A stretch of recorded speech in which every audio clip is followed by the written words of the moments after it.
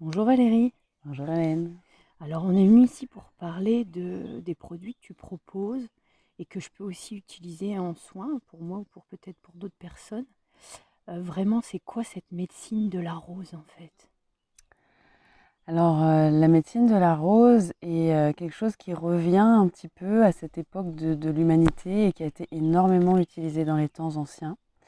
C'est une voie du cœur et de la beauté, donc quelque chose qui est très dans une communication intérieure dans Mhm. l'humain et dans un rapport de confiance et dans un rapport d'amour avec la terre et avec son aspect particulièrement maternant, enveloppant et guérissant. Mhm. Donc la médecine de la rose, c'est une médecine particulièrement puissante, mais Mhm. très subtile, et qui vient impacter et réharmoniser en particulier le plan émotionnel, Mhm. même si les répercussions sont voilà, du physique jusqu'à vraiment le rapport qu'on a dans les retrouvailles avec notre âme. Donc il y a une retrouvaille avec la terre-mère, Mhm. une retrouvaille avec la mère divine, qui vient nous... c'est comme si ça nous fait plonger davantage au cœur de notre potentiel humain Mhm. entre la mère divine et la terre-mère, réunis dans notre ressenti et dans notre expérience émotionnelle sur Terre. Il y a quelque chose de cet ordre-là. Ouais, et puis moi ce que j'entends aussi c'est la médecine que tu offres hein, par tes produits. Et du coup, voilà comment tu abordes, par exemple, aujourd'hui on a expérimenté la cueillette, comment tu approches la fleur? Eh bien, déjà avec un très grand respect, et effectivement, je ne vais jamais cueillir à moins qu'un rosier m'appelle Mmh. et me demande de le cueillir en partie, hein, d'une certaine façon. Donc d'abord, je demande aux rosiers, et après, je demande aux humains Mmh. à qui appartiennent les rosiers. Et en fait, il y a certains rosiers, le peuple des roses en général veut vraiment beaucoup travailler avec les humains. C'est vraiment un grand appel, une Mmh. grande demande. Il y a un grand travail d'équipe à faire et un très beau potentiel dans cette médecine de la rose, en particulier à l'époque où on vit, Mmh. qui a besoin de davantage de douceur, de délicatesse, de beauté et de poésie pour que les cœurs en fait trouvent un nouveau souffle pour la Ouais. prochaine étape d'apprentissage, et aussi pour soigner et réparer hein, tout ce que du corps physique au corps émotionnel, au corps mental et à vraiment cette dimension avec notre âme a pu être en dissonance, en blessure, en difficulté. Et Mmh. il y a vraiment tout un... On a comme des sortes de douches de bénédiction. Et en fait, dans mon approche, quand un rosier m'appelle et que les humains autour sont OK pour que je puisse cueillir, alors à ce moment-là, j'essaie de sentir c'est une grande prière. C'est une Mmh. grande prière à la terre-mère. Je demande la bénédiction aussi de notre Mère divine et de la terre-mère, ainsi que l'autorisation à ce rosier.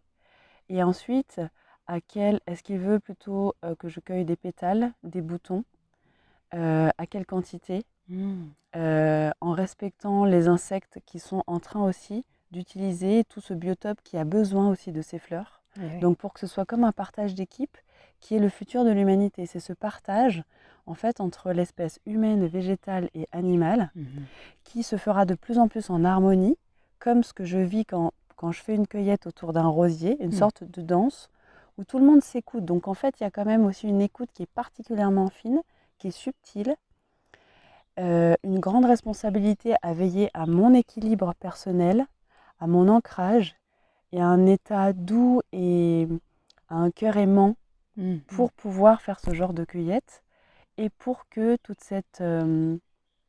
pour pouvoir réaliser réellement une onction divine Mmh. qui ait cet impact aussi puissant. Hein, Mmh. c'est pas moi qui le fais.